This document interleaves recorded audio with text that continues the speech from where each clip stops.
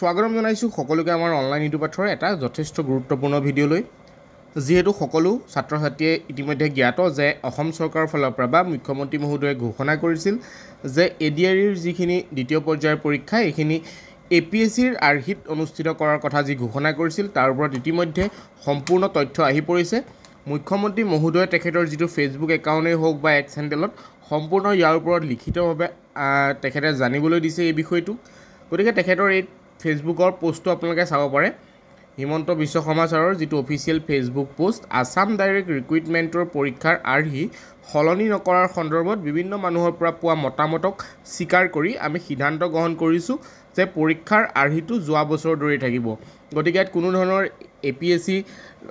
পৰীক্ষাৰ আৰ্হিত এইবাৰ অনুষ্ঠিত কৰা নহ'ব এটা লিখিত পৰীক্ষা হ'ব তাৰ পাছতে মৌখিক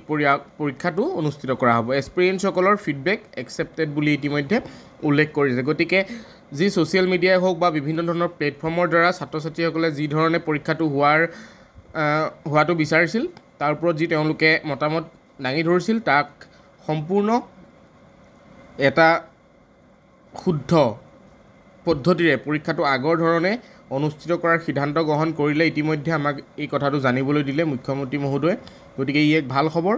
গতিকে ছাত্ৰ ছাত্ৰীসকলক অভিনন্দন জনালোঁ সকলোৱে যাতে এই পৰীক্ষাটো সুকলমে উত্তীৰ্ণ হ'ব পাৰে গতিকে এতিয়াৰ পৰা কোনো চিন্তা কৰাৰ প্ৰয়োজন নাই কোনো ধৰণৰ এপিএছচি আৰ্হিত এই পৰীক্ষা অনুষ্ঠিত কৰা নহয় যোৱাবাৰ যি ধৰণে অনুষ্ঠিত কৰা হৈছিলে ঠিক সেই একেধৰণেই এইবাৰো আমি এই পৰীক্ষাটোত অৱতীৰ্ণ হ'ব পাৰিম ধন্যবাদ ভিডিঅ'টো বনোৱা অলপ লেট হ'ল গতিকে আপোনালোকে অনুগ্ৰহ কৰি যিসকল বন্ধু বান্ধৱীয়ে এতিয়াও এই খবৰটো পোৱা নাই শ্বেয়াৰ কৰি দিব বুলি আশা কৰিলোঁ